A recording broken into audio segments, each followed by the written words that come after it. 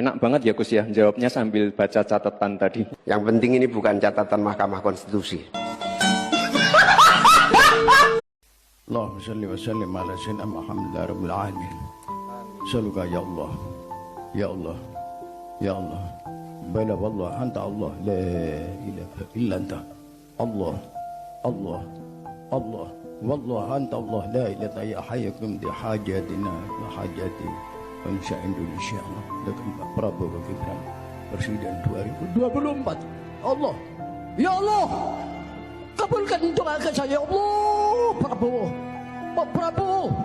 Pak Prabowo Presiden 2024 nanti ya Allah. Allah.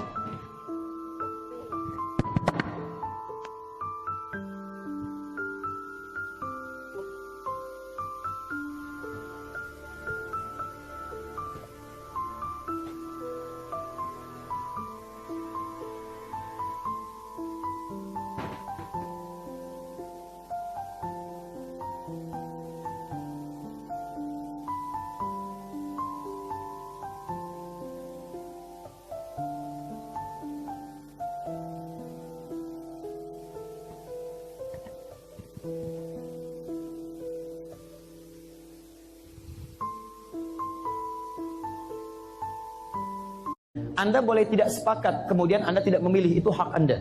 Tapi persoalannya ketika Anda tidak memilih, maka orang liberal ikut memilih, orang sekuler ikut memilih, lesbi ikut pilih, homoseksual ikut pilih. Ketika mereka memilih suaranya lebih banyak, mereka yang megang kekuasaan. Ketika memegang kekuasaan, kebijakan dibuat. Ketika kebijakan dibuat, apa kemudian dampak selanjutnya? Bukankah ada gambaran dalam agama kita untuk taat pada pemimpin? Sekarang pemimpin Anda misalnya membuat kebijakan yang tidak benar. Disitulah kemudian malorot akan muncul. Maka dari itu adalah kewajiban kita saat ini adalah menghadirkan suara-suara kebaikan. Perempuan pilih pilihan-pilihan yang mendekatkan kepada Islam, yang dekat dengan maslahat-maslahat keumatan. Begitu dia dipilih, dia buat kebijakan dekat dengan umat. Setelah itulah kemudian sistem akan berjalan menyesuaikan dengan maslahat kehidupan kita. Jelas sampai sini? Jadi saran saya ikuti dan pilih orang-orang terbaik di situ supaya nanti memberikan maslahat kepada umat. Prabowo dan kekacauan dirinya disikat 3 media besar. Media itu adalah The Guardian dari Inggris Raya, New York Times dari Amerika Serikat, dan The Volkskrant dari Belanda, Sobat Yot. Mereka sama-sama memberikan kritik dan analisis soal Prabowo. Mulai dari kong kali kong tingkat tinggi di Mahkamah Konstitusi, sampai strategi gemoy yang norak. Prabowo jelas keok. Guardian saja memakai judul artikel yang keras. From torture allegation to harmless grandpa, the rebranding of Indonesia's Prabowo. Sobat Yot, kalimat-kalimat yang ditulis tentang Prabowo ini sangatlah tajam. Analisis yang dilakukan juga sangat keras. Kalau diterjemahkan, salah satu kalimatnya begini. Dia adalah mantan jenderal yang dipecat dari militer di tengah tuduhan terlibat dalam penculikan dan penyiksaan.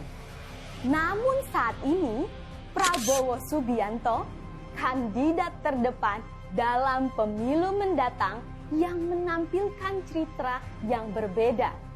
Seorang kakek yang lucu dengan gerakan tarian yang canggung dan sisi yang lebih lembut. Wow, tapi tidak berhenti di situ Sobat Yot. Bagian artikel lanjutan dari The Guardian ternyata lebih keras lagi. Terjemahannya begini. Ini adalah branding baru untuk Prabowo, mantan menantu diktator Soeharto. Prabowo didakwa terlibat penculikan dan penyiksaan pada aktivis pro-demokrasi di akhir 1990-an. Ia juga terlibat pada kekerasan di Papua dan Timor Timur. Wow. Sementara, media terbesar di Amerika Serikat, New York Times, menyoroti hal-hal lain. Mereka menulis juga artikel tajam soal pemilihan presiden Indonesia tahun 2024. Begini Sobat Yot. New York Times menulis kritik tajam soal pencalonan Gibran yang sangat bermasalah karena mengutak-ngatik undang-undang dan hukum. Jika diterjemahkan, judul mereka juga sangat keras, Sobat Yot. Anak presiden dalam pemilu Indonesia.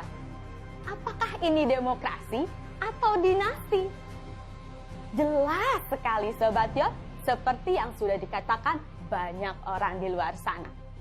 Banyak analisis dari New York Times yang cukup keras pula. Terjemahannya begini, Sobat Yot.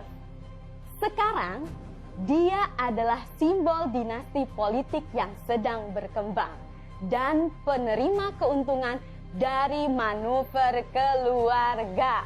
Wow, coba bayangkan 3 media besar di dunia menyikat Prabowo dan Gibran semua. Mata dunia sudah terbuka melihat kelakuan paslon yang memalukan.